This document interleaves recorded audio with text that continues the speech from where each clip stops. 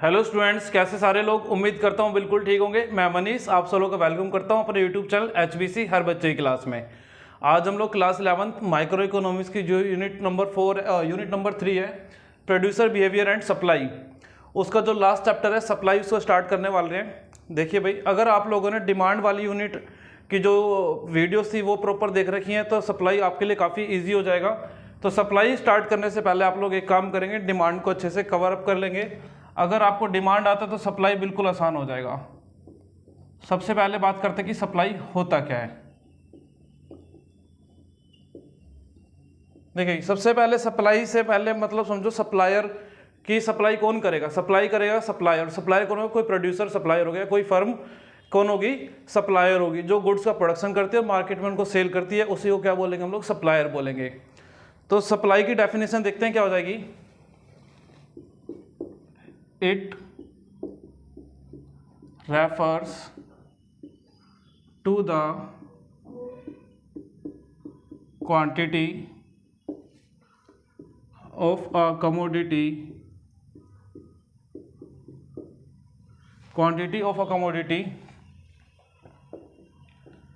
that the firm is willing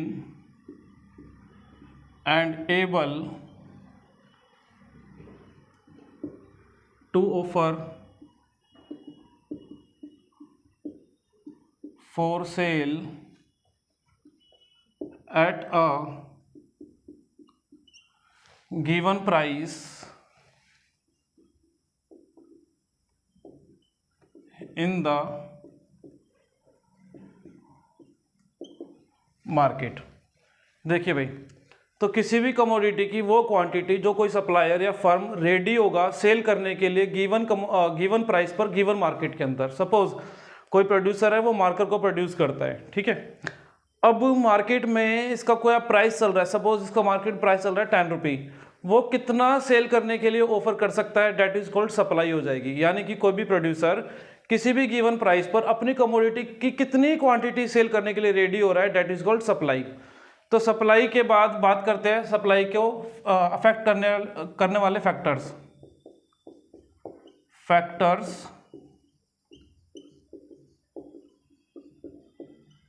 affecting supply, या फिर इनको बोल सकते हो आप लोग डिटर्मिनेंट्स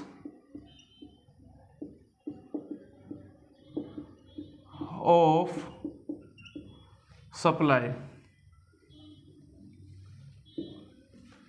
तो सबसे पहले आ गया एस एक्स बोले तो सप्लाई ऑफ गुड एक्स। कोई भी पर्टिकुलर गुड है जिसका नाम है एक्स, उसकी सप्लाई को कौन कौन से फैक्टर्स हैं अफेक्ट करेंगे। जो एफ बोले तो फैक्टर्स, पहला फैक्टर है पी एक्स।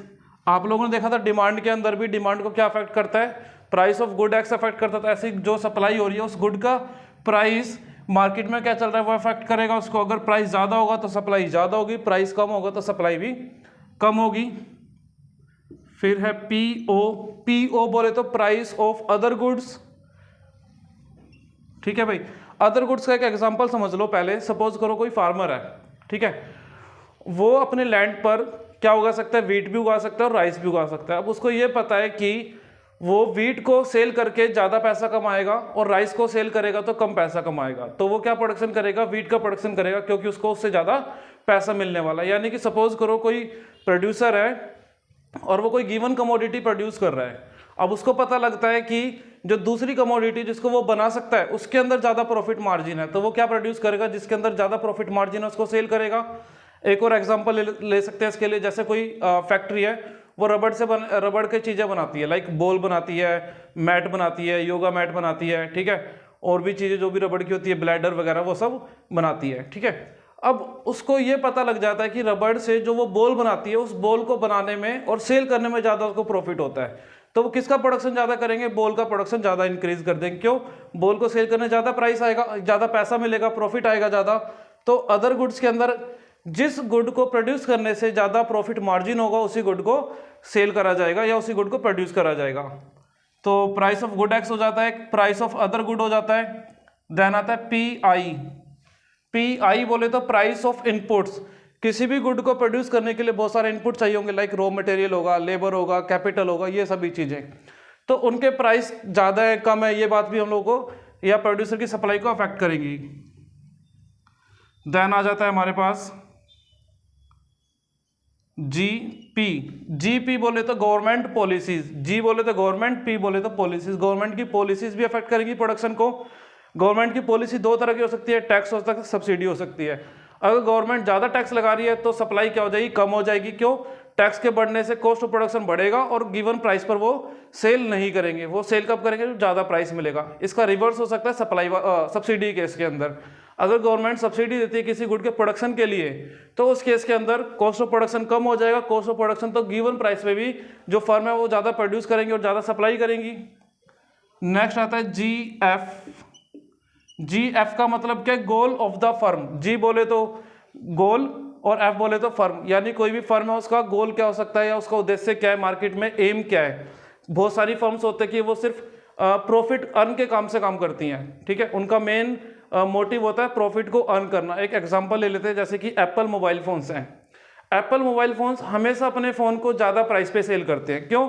उनका मोटिव है क्या? प्रॉफिट को मैक्सिमाइज करना है। इसी तरीके से दूसरी जो कंपनीज है लाइक चाइना की, जैसे वीवो हो गया, ओप्पो हो गया, ठीक है, MI हो गया, रेडमी हो गया, रियलमी हो गया, ये ऐसे बहुत सारे फोन्स हैं जिनकी कंपनीज क्या करती हैं, वो मार्केट को कैप्चर करना चाहती हैं। आप लोग देखोगे वो सस्ते प्राइस के अंदर भी जबरदस्त फीचर्स देके मार्केट को कैप्चर करने की कोशिश करते हैं। तो डिपेंड करता है कि जो फर्म है उसका उद्देश्य या उसका मोटिव या उसका गोल क्या है। अगर गोल है प्रॉफिट मैक्सिमम करना तो वो ज़्यादा प्राइस पर ही सेल करेंगे।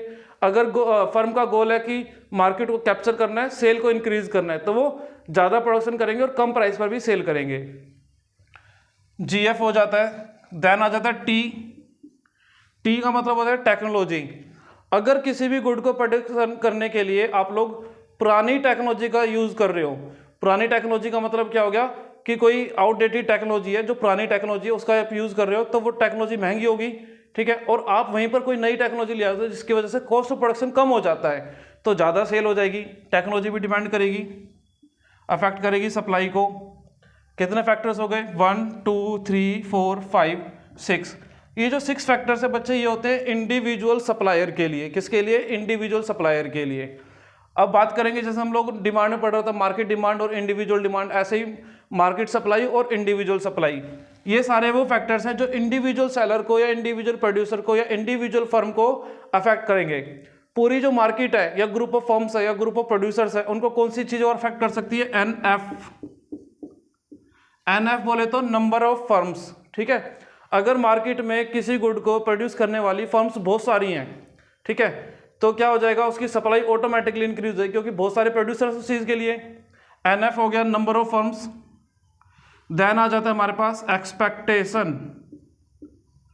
एक्सपेक्टेशन प्राइस राइज का या फ्यूचर, प्राइस राइज होने का फ्यूचर में या प्राइस फॉल होने का फ्यूचर में। अगर कोई फर्म है उसको ये एक्सपेक्टेशन है कि प्राइस जो फ्यूचर में वो इंक्रीज होने वाला है, तो वो क्या करेगा, प्रेजेंट टाइम में सप्लाई को रिड्यूस कर देगा, अपने स्टॉक्स को या इन्वेंट्रीज को इंक्रीज करना स्टार्ट कर देगा। स्टॉक मतलब क्या हो जाएगा, फोर से ये मार्कर का एग्जांपल ले लेते हैं।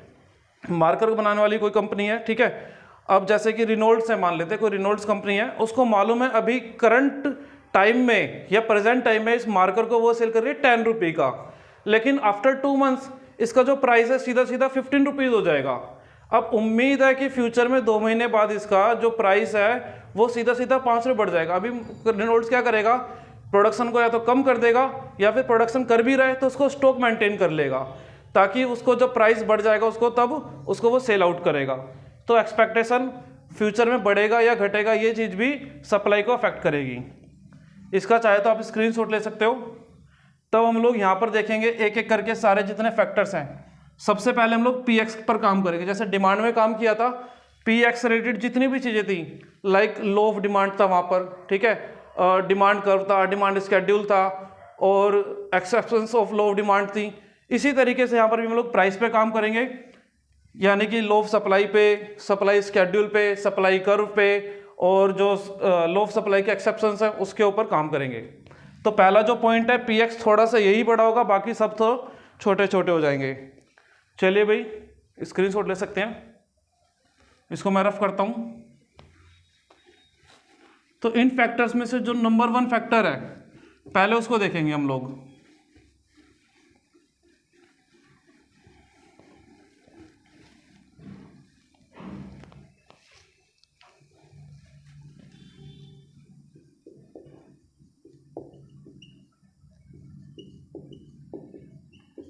Factors affecting supply. इसके अंदर सबसे पहला फैक्टर हम लोगों ने देखा था क्या, पी एक्स। पी एक्स का मतलब है प्राइस ऑफ गुड एक्स, यानी कि जो फर्म है जिस गुड को प्रोड्यूस कर रही है उस गुड का प्राइस। देखिए भाई, कोई भी सप्लायर है वो मेनली काम करता है प्रॉफिट को अर्न करने के लिए, ठीक है। तो सिंपल सी बात है, अगर प्राइस बढ़ेगा तो सप्लाई बढ़ेगी, अगर प्राइस बढ़ेगा तो सप्लाई बढ़ेगी, यानी कि प्राइस में और सप्लाई में यहाँ पे कैसा रिलेशन है, पॉजिटिव रिलेशनशिप है या डायरेक्ट रिलेशनशिप है। और क्या हो सकता है, अगर प्राइस कम हो जाएगा तो खुद सोचो भाई क्या होगा, फर्म सप्लाई कम कर देगी, ठीक है ना। तो इससे रिलेटेड जो पहला कॉन्सेप्ट निकल कर आता है that is called law of supply. तो ध्यान रखना है सारी चीजें जो ये वाली नंबरिंग चल रही है 1 2, अब ये चलेंगी किसके अंदर, प्राइस ऑफ गुड एक्स के अंदर चलेंगी। प्राइस ऑफ गुड एक्स को मैंने रोमन 1 से काउंट करा है, और यहाँ पर इसको जो बाकी नंबरिंग है उसको मैं काउंट कर रहा हूँ मैथमेटिकल नंबर से 1 2 से, जो आप लोग देखते भी हो। लॉ ऑफ सप्लाई, तो डेफिनेशन हो जाएगी सिंपली, दिस लॉ स्टेट्स या this law shows the positive, plus bracket के अंदर लिखा है वीई मतलब पॉजिटिव और direct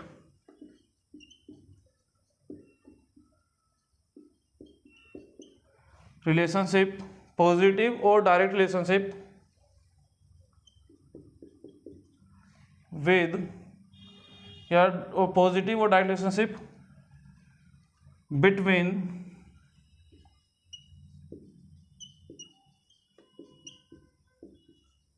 price and supply when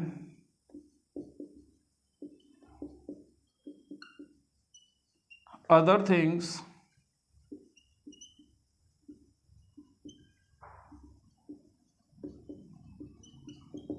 remains constant। Other things बोले तो हम लोगों ने भी बहुत सारे फैक्टर्स देखे थे, पी एक्स था, पी ओ था, पी आई था, जी एफ था, जी पी था, टी था, ई एक्स था, ठीक है, एन एफ था।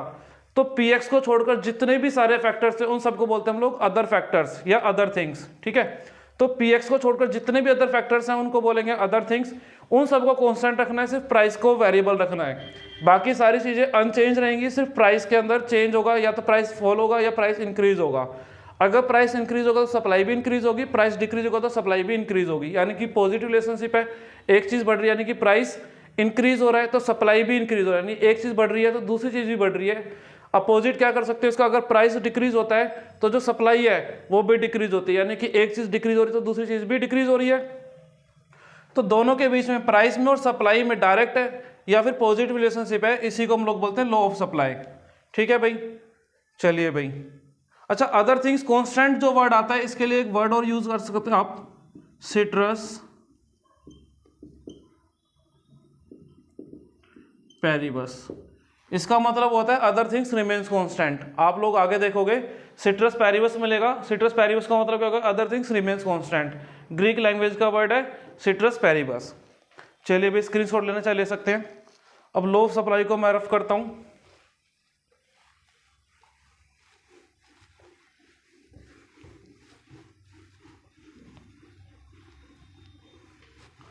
फिर जो सेकंड कॉन्सेप्ट आएगा हमारा प्राइस ऑफ गुड एक्सेलरेटेड, वो देखते हैं।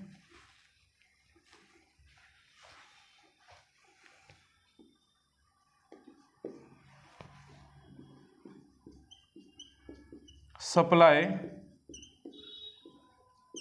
स्केड्यूल,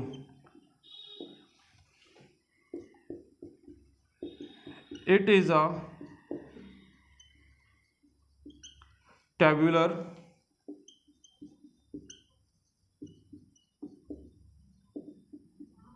रिप्रेजेंटेशन ऑफ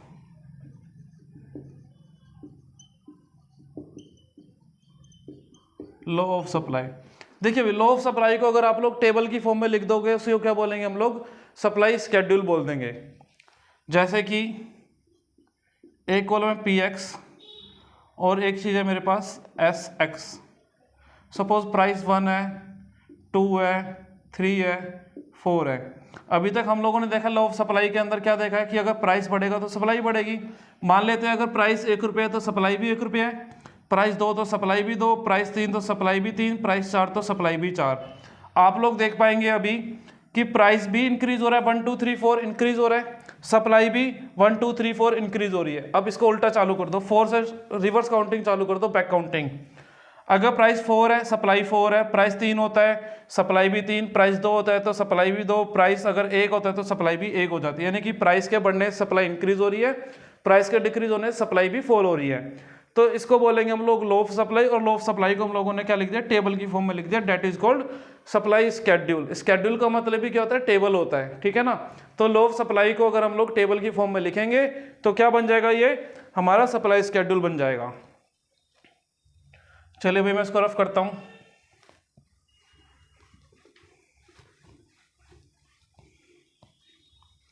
आप लोग देख पा रहे हो कि मैं ऊपर वाला पोर्शन नहीं मिटा रहा हूं, ऊपर वाला जो पोर्शन है उसको रब नहीं कर रहा हूं, बिकॉज क्योंकि हम लोग का जो अभी चल रहा है वो इसके अंदर सारा पार्ट चल रहा है। 3rd नंबर की बात करेंगे,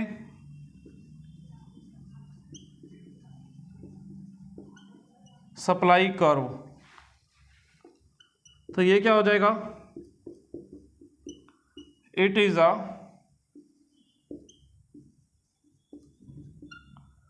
ग्राफिकल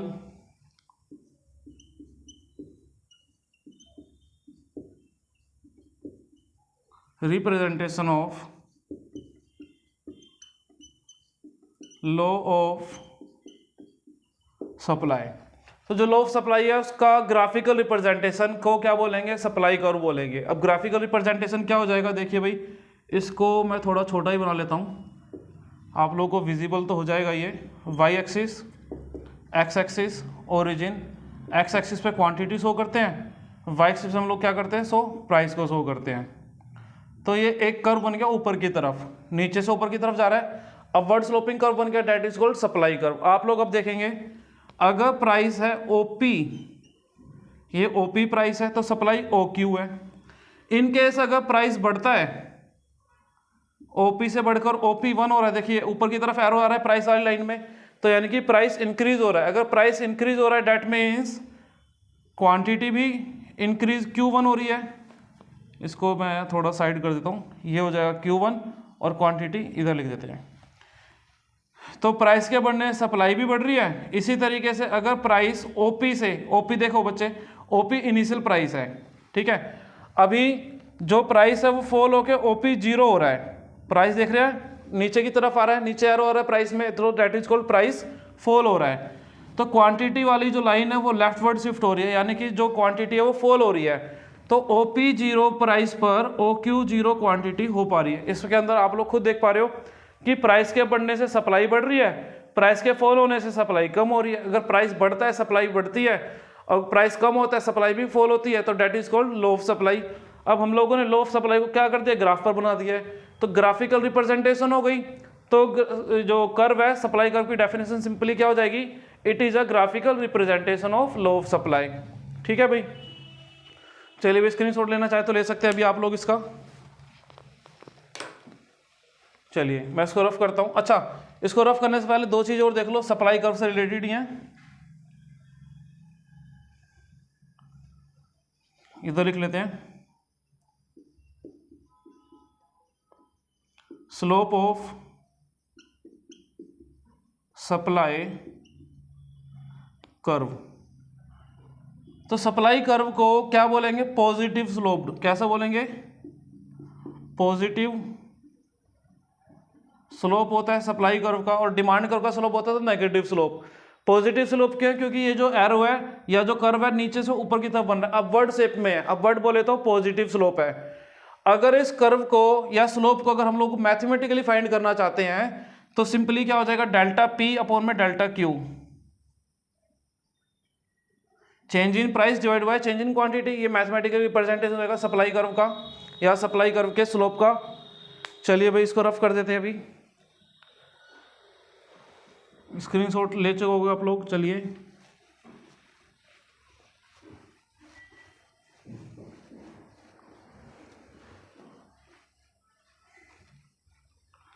अब जो फोर्थ कॉन्सेप्ट आता है हमारा price of good x related, उसकी बात कर लेते हैं।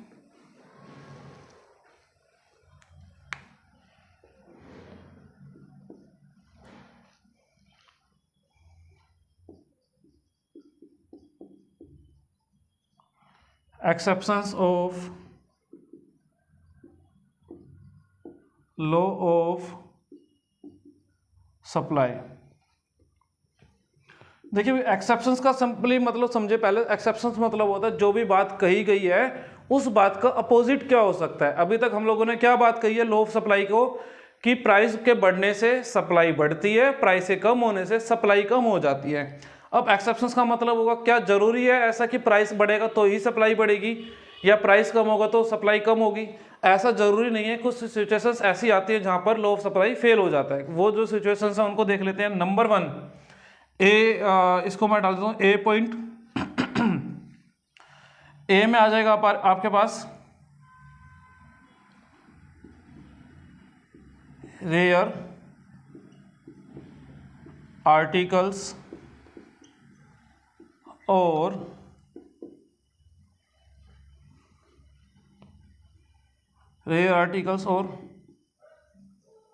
पेंटिंग्स या फिर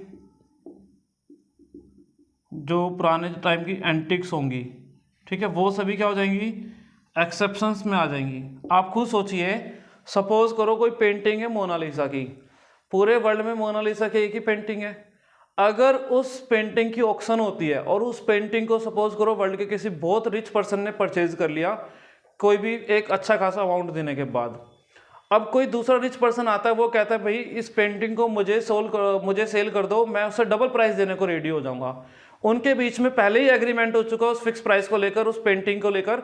तो क्या उसकी सप्लाई फर्दर सप्लाई हो सकती है? फर्दर सप्लाई यानी कि जिस बंदे ने भी परचेज किया वो कर सकता है, लेकिन जो पुराना सप्लायर था वो नहीं कर सकता। या फिर अगर सपोज करो मोनालिसा पेंटिंग के लिए 4 लोग आ जाते हैं कि हम चारों को चाहिए, क्या 4 लोगों को मिल सकती है? नहीं मिल सकती। चाहे वो चारों प्राइस डबल कर दे, ट्रिपल कर दे, चाहे 4 गुना 10 गुना प्राइस बढ़ा देंगे, लेकिन सप्लाई नहीं बढ़ पाएगी। बिकॉज क्योंकि अपने आप में सिंगल पेंटिंग है। इसी तरीके से बहुत सारी गाड़ियां ऐसी होती हैं, जैसे कि बुगाती वेरोन का नाम सुना होगा आप लोगों ने। जब बुगाती वेरोन स्टार्टिंग में आई थी, ठीक है, फ्रांसी कंपनी है बुगाती वेरोन, तो उसने लिमिटेड कार बनाई थी, ठीक है। उसने वर्ल्ड वाइड सिर्फ 200 कार का प्रोडक्शन करा था। अभी तो खैर उसका प्रोडक्शन इंक्रीज हो गया है। तो स्टार्टिंग में जब बुगाती वेरोन आई थी, कंपनी ने खुद ही उस कार का 200 यूनिट का प्रोडक्शन किया था। सपोज करो 200 कार सेल हो जाती हैं, अब लोग आ जाते हैं और, तो क्या सप्लाई हो पाएगी? नहीं हो पाएगी। क्यों? लिमिटेड प्रोडक्शन है। क्या है? लिमिटेड प्रोडक्शन है। तो अगर कहीं पर लिमिटेड प्रोडक्शन है या लिमिटेड सप्लाई है, वहां पर प्राइस को कितना भी बढ़ा लो, सप्लाई नहीं बढ़ सकती, ठीक है ना। जैसे एक और एग्जाम्पल, कोहिनूर का डायमंड हो गया। अब कोहिनूर डायमंड इंडिया का था, आप लोग सबको मालूम होगी ये बात, और आज प्रेजेंट डेज में वो कहाँ पर है? ब्रिटिश के अंदर है, इंग्लैंड के अंदर है। अब सपोज करो उसको कोई भी परचेज करना चाहता है, क्या मिल सकता है सबको? नहीं मिल सकता। क्यों? वो अपने आप में सिंगल थिंग है, ठीक है भाई। तो ये हो गया रेयर आर्टिकल्स हो गए, रेयर पेंटिंग्स हो गई। एग्जांपल पेंटिंग के लिए मैंने मोनालिसा का दे दिया। एंटिक्स हो गए, ठीक है ना, कोई पुराने जमाने के, सपोज करो गांधी जी का चरखा एक ही था, ठीक है, ये गांधी जी का चश्मा एक ही था, चश्मा भी एक था, चरखा भी एक था, उनकी धोती भी एक थी। या फिर किसी स्पेशल और हिस्टोरिकल पर्सन के पास कोई थिंग थी, ठीक है, उससे रिलेटेड चीज़ों को लोग परचेज करते हैं ऑक्शंस के अंदर। अब वो सपोज लिमिटेड होंगी, क्या 10 लोगों को सेल हो सकती हैं? क्योंकि वो लिमिटेड है, 10 लोगों को सेल नहीं हो सकती, चाहे उसका प्राइस कितना भी आप लोग बढ़ा लो, लेकिन उसकी सप्लाई नहीं बढ़ सकती। एंटिक्स के अंदर ये एग्जांपल आ जाएगा, ठीक है। बी एग्जांपल ले लो आप लोग, बी केस। देखिए स्पेस कम है तो मैं ए को इधर लिख लिया, बी को इधर लिख रहा हूं। एग्रीकल्चरल गुड्स,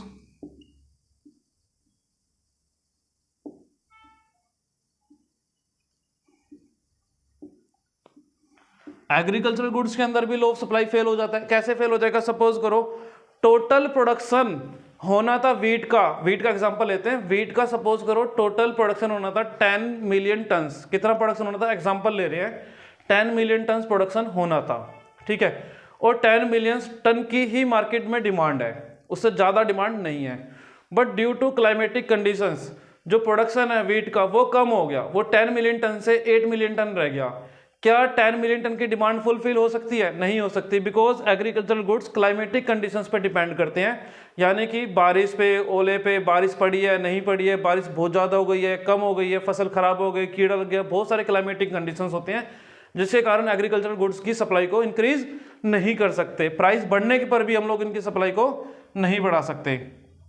अब एक आपके माइंड में क्वेश्चन आना चाहिए, तो महंगाई कैसे आती है? तो बच्चे महंगाई तब आती है जब ऐसे केस अवेलेबल हो जाएंगे। ऐसे केसेस मतलब देखिए सप्लाई लिमिटेड है, डिमांड बढ़ रही है। जब सप्लाई कम हो जाएगी और डिमांड ज़्यादा होगी, उस केस के अंदर जो सप्लायर है अपने गुड्स के दाम को बढ़ा देगा और उसी को बोलेंगे महंगाई, इन्फ्लेशन हो जाएगा। तो इन्फ्लेशन तभी आता है जब हमारी सप्लाई कम होती है एज कंपेयर टू डिमांड।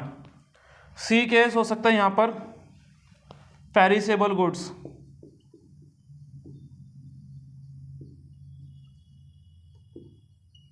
अब पेरिसेबल गुड्स क्या होती हैं? जल्दी खराब होने वाली गुड्स। कैसी? हिंदी में लिख देता हूं मैं, जल्दी खराब होने वाली वस्तुएं। एग्जाम्पल के लिए ग्रीन वेजिटेबल्स या फिर वेजिटेबल्स, आप कुछ भी कह लीजिए, ठीक है भाई। अब देखिए पेरिसेबल गुड्स का एग्जांपल समझेंगे। आप लोग कभी ऑब्जर्व करना, या बहुत सारे बच्चों ने ऑब्जर्व करा होगा, नहीं किया तो अपने मम्मी से बात करना। आप लोग देखना आपके नियर बाय जो भी वीकली मार्केट लगती होगी, मोस्टली इलाकों में वीकली मार्केट लगती है सब्जी के लिए, जिसको हम लोग बोलते हैं मंगल बाजार, बुध बाजार, वीर बाजार, अलग अलग टाइप की मार्केट लगती है जहाँ पर सब्जियाँ सेल होती हैं। आप शाम के टाइम में जाना, जब मार्केट लगना स्टार्ट हुआ है 6 बजे के टाइम जाना, और उसको बोलो भैया 5 रुपये का धनिया दे दो, ठीक है, वो आपको 2-4 पत्ती दे देगा। अब तुम रात को 11 बजे के टाइम पे जाओ, जब मार्केट जाने वाली है, ख़त्म हो रही, जो भी सब्जी वाले सारे के सारे अपना सामान वामान बांध के निकलने वाले हैं। अब जाओगे उसको बोलो भैया 5 रुपये का धनिया दे दो, वो आपको पूरी गड्डी दे देगा। क्यों दे देगा? उसको मालूम है कि अगर धनिया भी मैंने 5 रुपये में दे दिया तो ठीक है, नहीं तो ये सुबह तक खराब हो जाएगा। तो खराब होने से बढ़िया है कि उसको अभी भी कम प्राइस पे बेचा जा सके। तो पेरिसेबल गुड्स के अंदर एग्जांपल आप लोगों को देख लिया, ग्रीन वेजिटेबल्स वगैरह जो जल्दी खराब हो जाएंगी उनको कम प्राइस पर भी सप्लाई करा जा सकता है। तो ये होगी हमारी exception law of supply. Screenshot लेना चाहे तो ले सकते हैं आप। तो हमारे जो फैक्टर्स अफेक्टिंग ऑफ सप्लाई थे उसके अंदर जो फर्स्ट फैक्टर था प्राइस ऑफ गुड एक्स, वो कंप्लीट कर लिया। उससे रिलेटेड जितने भी कॉन्सेप्ट होते हैं हम लोगों ने कंप्लीट कर लिए। इनमें अगर कोई भी डाउट होता है आप लोग कमेंट करके पूछ सकते हैं। इस वीडियो के लिए इतना ही। नेक्स्ट वीडियो में हम लोग जो बाकी बचे हुए फैक्टर्स हैं उनको कवर करेंगे। चलिए भाई, बाय बाय, टेक केयर।